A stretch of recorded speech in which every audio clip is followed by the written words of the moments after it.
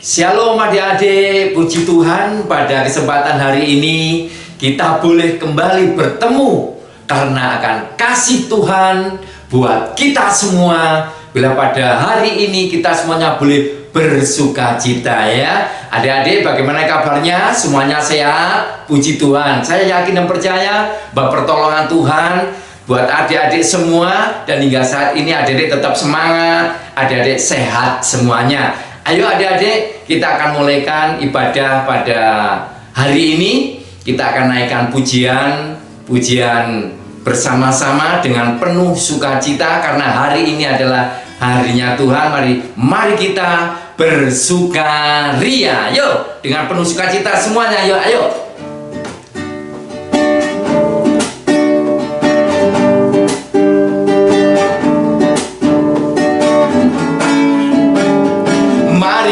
Bersukaria karena ini hari bahagia, kita berkumpul jadi satu.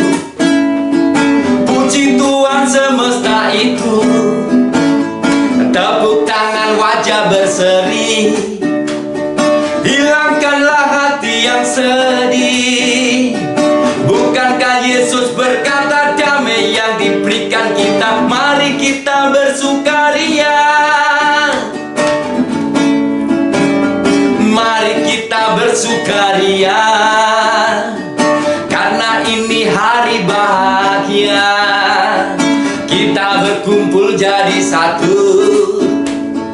Puji Tuhan semesta itu, tepuk tangan wajah berseri, hilangkanlah hati yang sedih. Bukankah Yesus berkata damai yang diberikan kita? Mari kita bersukaria. Bila adik-adik kita tetap bersukaria untuk memuji dan memuliakan Tuhan. Sebelum kita teruskan pujian kita kepada Tuhan, mari adik-adik kita akan berdoa terlebih dahulu. Mohon pimpinan Tuhan di dalam ibadah pada hari ini. Ayo, lipat tangan, tutup mata.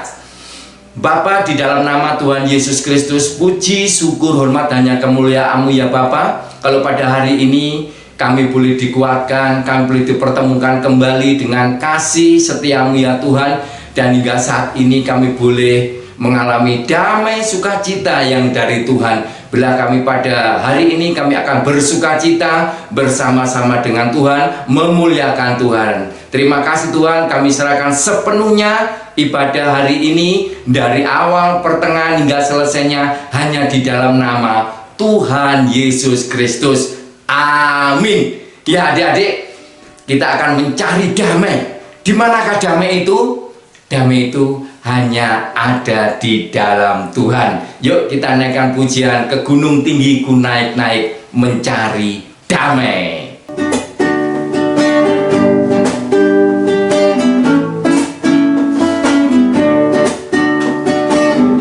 Gunung tinggi ku naik-naik mencari damai, ke lembah jurang ku turun mencari damai. Namun akhirnya damai tiada ku dapati juga, kecuali hanya di dalam Yesus Tuhan. Ke gunung tinggi ku naik mencari damai, lembah jurang ku turun mencari damai. Namun akhirnya damai tiada ku dapati juga, kecuali hanya di dalam Yesus Tuhan. Kecuali hanya di dalam Yesus Tuhan. Kecuali hanya di dalam Yesus Tuhan. Adik-adik, kemanapun kita pergi, Biarlah damai sukacita yang dari Tuhan senantiasa memimpin adik-adik semuanya ya. Yuk kita siapkan hati kita untuk mendengarkan firman Tuhan. Terlebih dahulu kita akan naikkan sekali lagi pujian Ku Mau Cinta Yesus Selamanya.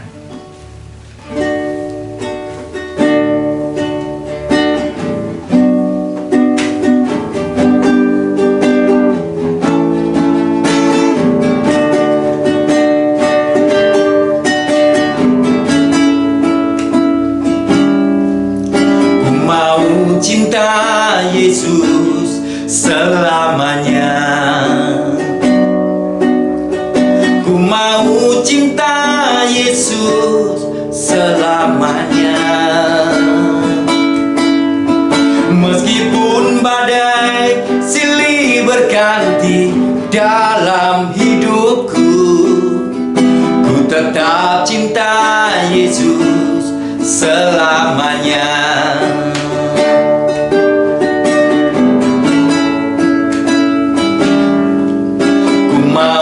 Cinta Yesus selamanya. Ku mau cinta Yesus selamanya. Meskipun badai silih berganti dalam hidupku, ku tetap cinta Yesus selamanya. Ya Aba, Bapa, ini aku anakmu, layakkanlah seluruh hidupku. Ya Bapa, Bapa, ini aku anakmu, pakailah sesuai dengan rencanamu.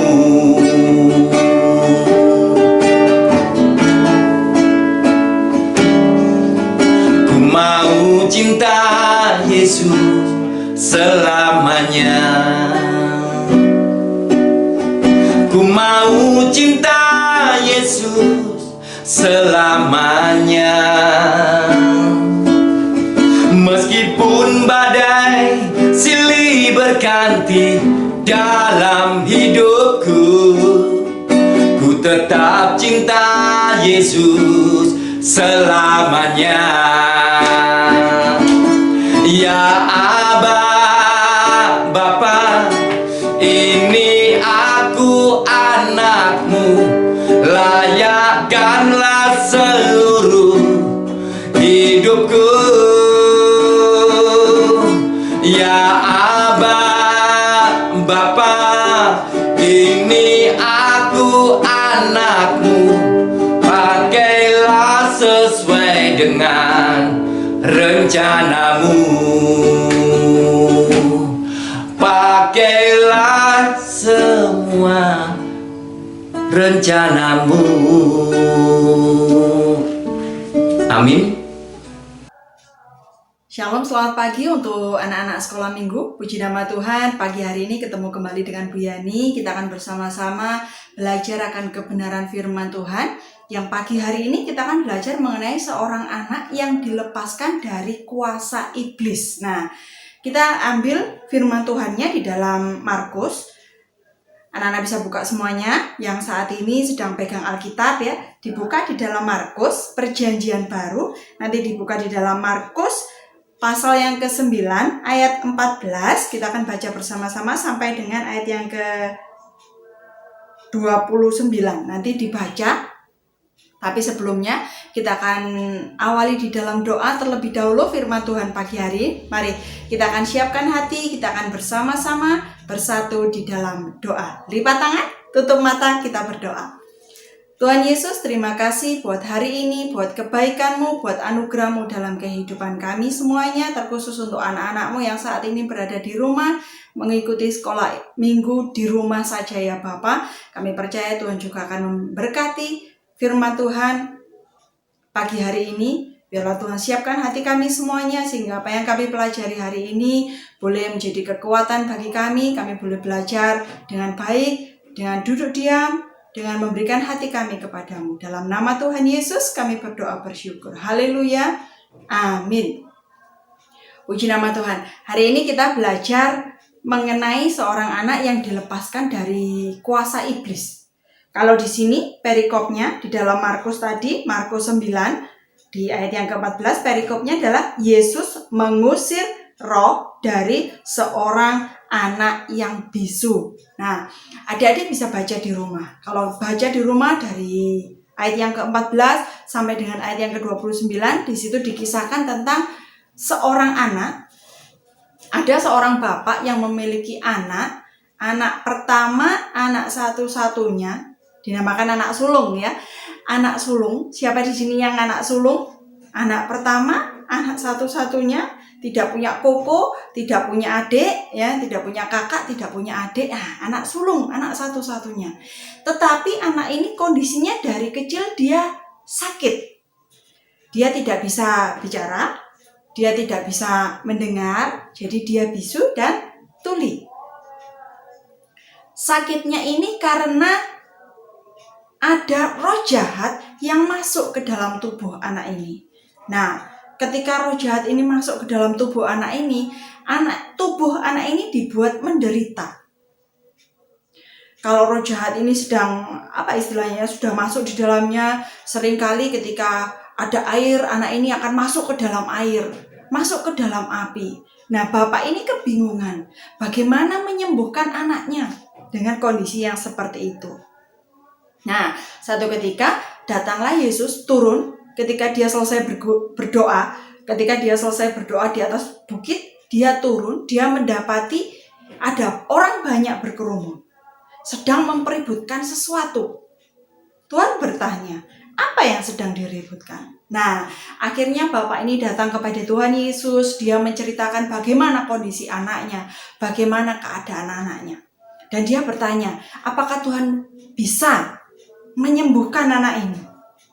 Dan Tuhan pun bertanya, loh, apa kamu percaya bahwa aku bisa? Kalau kamu percaya, pasti mukjizat akan terjadi. Akhirnya, singkat cerita, Tuhan berkarya, Tuhan menjamah anak ini, Tuhan mengusir roh jahat dari dalam tubuh anak ini. Diusir dengan kuasa yang Tuhan dapat, yang Tuhan peroleh dari Allah. Anak ini pun akhirnya sembuh. Anak ini akhirnya sehat. Pulih seperti sedia kala. Setelah Tuhan mengusir roh jahat yang ada di dalam tubuh anak ini. Nah, dia baik-baik saja. Dia akhirnya sembuh, dia akhirnya pulih, dan dia kembali seperti semula, seperti anak-anak yang lain, seperti orang yang lain. Adik-adik bisa baca ya, anak-anak bisa baca di rumah dari kisahnya ini seperti apa, jalan ceritanya seperti apa. Tetapi dari apa yang Bu Yani tadi sampaikan, ada beberapa pembelajaran. Ada 3 pembelajaran yang adik-adik wajib untuk tahu, wajib untuk pahami. Pembelajaran apa itu?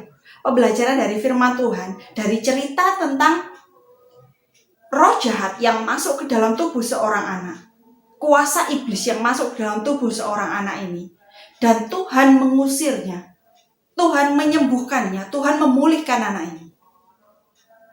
Ada 3 pembelajaran. Yang pertama, tentang pengetahuan. Nah, pembelajaran yang pertama adalah tentang pengetahuan. Bahwa Tuhan Allah memberi kuasa. Tuhan Allah memberi kuasa kepada Yesus. Memberi kuasa atas roh jahat. Dan mereka takluk kepada Tuhan Yesus. Ini pembelajaran yang pertama. Pengetahuan bahwa kuasa dari Allah itu diberikan kepada Tuhan Yesus untuk mengalahkan, untuk menaklukkan iblis. Pembelajaran yang kedua yaitu tentang sikap. Bagaimana kita bersikap? Bagaimana kita menentukan sikap kita? Ini yang kedua. Sikap kita adalah sikap yang tidak takut. Diwajibkan seperti itu, diharuskan seperti itu. Jadi sikap yang tidak takut lagi kepada roh jahat, ya, dengan mempercayakan diri kita kepada Tuhan. Kalau kita ingin melihat kuasa Tuhan itu, kita mengambil sikap bahwa kita percaya. Kita tidak merasa takut lagi, kita menghilangkan ketakutan itu. Kita percaya bahwa kuasa Tuhan jauh terlebih besar. Dan mempercayakan diri kita, hidup kita, seluruh kehidupan kita kepada Tuhan. Dan yang ketiga, pembelajaran yang ketiga adalah tindakan. Kalau tadi kita sudah tahu bagaimana, dari mana kuasa itu datang. Kita sudah tahu, yang pertama pengetahuan, kita sudah tahu kuasa itu datang dari Tuhan. Kalau kita sudah tahu, kita mengambil sikap, mempercayakan diri kita kepada Tuhan dan tidak merasa takut lagi. Tidak takut lagi akan kuasa-kuasa yang seperti itu. Tidak takut lagi akan iblis. Kemudian, yang ketiga adalah kita mengambil satu tindakan. Ya, anak-anak sekolah minggu, tindakan kita adalah apa yang harus kita lakukan. Setelah kita mengetahui, setelah kita mengambil sikap, kemudian kita mengambil satu tindakan. Tindakan yang harus kita lakukan. Jadi kalau ketika roh jahat itu datang, tindakan kita adalah berserah penuh kepada Tuhan dan berdoa. Serahkan semuanya kepada Tuhan Yesus. Ketika kita sudah tahu, ketika sudah mengambil sikap, dan ketika kita sudah mengambil sikap untuk percaya, kita melakukan tindakan dengan menyerahkan seluruh hidup kita dengan berdoa. Kita melakukan sesuatu. Kita berdoa, kita menyerukan nama Tuhan. Menyerukan nama Tuhan Yesus itu. Sehingga iblis boleh dikalahkan. Nah, inilah pembelajaran yang kita dapat hari ini. Dari cerita tentang seorang anak yang dilepaskan dari kuasa iblis oleh Tuhan. Bagaimana dengan sikap kita? Sikap anak-anak sekolah minggu? Apakah masih takut? Saya rasa tidak perlu takut lagi untuk anak-anak sekolah minggu. Kita bisa mengambil sikap kita karena kita sudah tahu bahwa Tuhan Allah jauh terlebih besar dari apapun. Dan kita juga tahu bahwa Tuhan Allah sanggup memberi pertolongan kepada kita. Kepada Bu Yani, kepada anak-anak sekolah minggu semuanya. Tuhan sanggup. Seperti ayat hafalannya minggu lalu yang disampaikan oleh Bu Dia, yang di dalam Kisah Para Rasul 10 ayat 38, yang kemarin sudah mengirimkan videonya, sudah menghafal. Puji Tuhan, luar biasa. Mantul. Kalau masih ada yang belum hafal, Bu Yani ingatkan. Jadi di situ dikatakan Yesus berkeliling sambil berbuat baik dan menyembuhkan semua orang yang dikuasai oleh iblis. Sebab Tuhan Allah menyertai dia. Amin. Puji nama Tuhan. Kita mau belajar berdoa, kita mau belajar untuk percaya kepada Tuhan. Bahwa Tuhan mampu dan sanggup menyembuhkan saya, menyembuhkan anak sekolah minggu semuanya yang saat ini mungkin sedang sakit. Atau mungkin keluarga kita, atau mama papa kita. Karena Tuhan senantiasa berbuat baik dan menyertai kita semuanya. Kita tutup di dalam doa firman Tuhan di kesempatan hari ini. Kita ketemu lagi minggu berikutnya. Anak-anak sekolah minggu tetap semangat meskipun hanya di rumah. Jangan bosan. Tetap berdoa bahwa semuanya akan segera berlalu dan kita boleh kembali bersekolah. Kita boleh kembali ke gereja untuk sekolah minggu, ketemu dengan anak-anak yang lain. Tetap bawa di dalam doa. Kita tutup firman Tuhan hari ini. Kita akan bersama-sama bersatu hati di dalam doa. Tuhan Yesus, terima kasih kami sudah belajar akan kebenaran firman-Mu. Biarlah firman-Mu ini ya Bapa boleh menjadi kekuatan bagi kami semuanya. Berkati anak-anak-Mu ya Bapa yang saat ini berada di rumah. Tuhan senantiasa menjaga, menyertai, memelihara kehidupan mereka. Terima kasih Tuhan. Ini doa kami, ini ucapan syukur kami naikkan dalam nama Tuhan Yesus Kristus. Amin. Puji nama Tuhan. Sampai di sini dulu. Selamat pagi dan Tuhan Yesus memberkati.